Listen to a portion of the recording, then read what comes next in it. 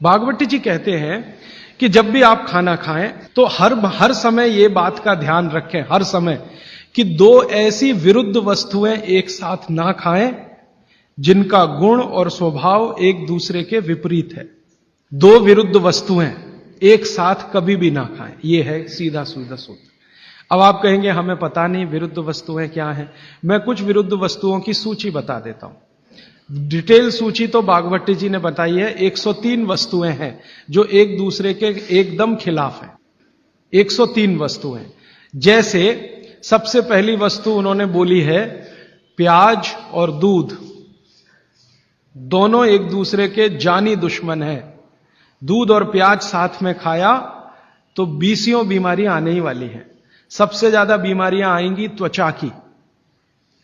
आपको सोराइसिस होगा, आपको एक्जिमा होगा, आपको खाज होगी, आपको खुजली होगी अगर प्याज दूध साथ में खा रहे हैं तो कभी भी ना खाएं। इसी तरह से वो कहते हैं कि कटहल को क्या कहते हैं? कटहल समझते? Jack fruit.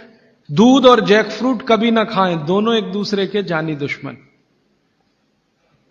और दूध और ऐसा कोई भी फल साथ में ना खाएं जो सिट्रिक एसिड प्रधान है। सिट्रिक एसिड आप समझते हैं? संतरा, मौसम्मी, नारंगी, अंगूर, खट्टी चीज। एक खट्टी चीज तो आपकी बनाई हुई है, एक खट्टी चीज भगवान की बनाई हुई। तो भगवान की बनाई हुई खट्टी चीज है, दूध के साथ जानी दुश्मन है। भागवत जी ने बहुत साल रिसर्च करके बताया एक ही खट्टा फल है जो दूध के साथ खाएं, वो है आंवला। आंवला, आंवला ही एक फल है, खट्टा है, सिट्रिक एसिड भरपूर मात्रा में है, विटामिन सी भरपूर मात्रा में है, कैल्शियम उसमें भरपूर है। यही एक फल है जो दूध के साथ जरूर खाएं। बाकी कोई फल जिसमें खट्टापन है वो दूध के साथ ना खाएं। आम भी, आम अगर खट्टा है तो दूध के साथ ना खाएं, मीठा है तभी खाएं। आम और दूध की दोस्ती बहुत जबरदस्त है, लेकिन खट्टे आम की दूध से दोस्ती नहीं है। मीठा आम, एकदम मीठा आम, पका हुआ आम, उसी को दूध के साथ खा सकते हैं। एक और उन्होंने गिना है, वैसे तो आप जैन हैं तो ये बात आपके लिए लागू ही नहीं होती, लेकिन जैन नहीं है इसलिए कह रहा हूं, तो कभी भी शहद और घी एक साथ ना खाएं। दुनिया का सबसे खराब जहर है ये, शहद और घी। शहद घी साथ में ना खाएं। शहद खाना है तो घी ना खाएं, घी खाना है तो शहद ना खाएं।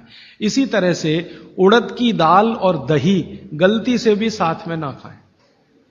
उड़द की दाल, वैसे तो मैंने कल बोला था द्विदल, द्विदल में सबसे खतरनाक है उड़द की दाल। उड़द की दाल के बारे में जितनी भी रिसर्चेस भारत में हुई हैं वो ये कहती हैं कि ये दालों की राजा है, इसलिए ये अकेला ही खाएं। इसके साथ दही नहीं खा सकते, उड़द की दाल के साथ। दालों की राजा है, राजा अकेला ही रहता है ऐसा कहा जाता है। तो कहते हैं उड़द की दाल भरपूर खाएं, मना नहीं है, लेकिन अकेली खाएं। और बाकी जो दालें हैं, अरहर की दाल है, मूंग की दाल है, तो मैंने कल कहा था कि ये भी द्विदल में है, दही तो ना खाएं। लेकिन कोई मजबूरी में खाना है तो उपाय मैंने बताया था कि दही गर्म करके खाएं, माने दही में बघार लगा के खाएं ताकि तासीर गर्म हो जाए उसकी, या मट्ठा गर्म करके खाएं, तासीर उसकी गर्म हो जाए। लेकिन मेरी आपको विनम्र विनती है, उड़द की दाल के साथ तो बिल्कुल ना दही खाएं, ना मट्ठा खाएं, बघारा हुआ भी नहीं खाएं। भागवत जी कहते हैं कि चलेगा ही नहीं। मैंने इस पे मेरे अपने शरीर पे एक्सपेरिमेंट किया। मैंने एक दिन कहा कि चलो खा के देखते हैं। भागवत जी ने कहा ना खाएं, खा के देखें क्या होता है शरीर को।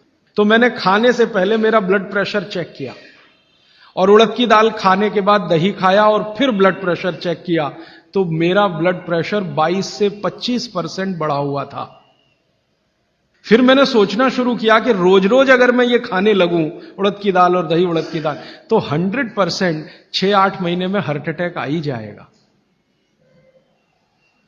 इसका मतलब माताओं बहनों से हाथ जोड़कर निवेदन है, दही बड़ा कभी भी नहीं, क्योंकि दही बड़ा में उड़द की दाल का बड़ा अगर है तो दही बिल्कुल नहीं।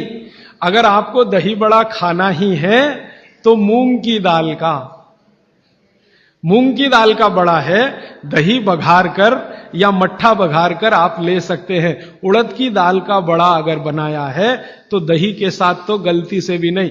उड़द की दाल का बड़ा सीधे चटनी से खा सकते हैं, दही से नहीं।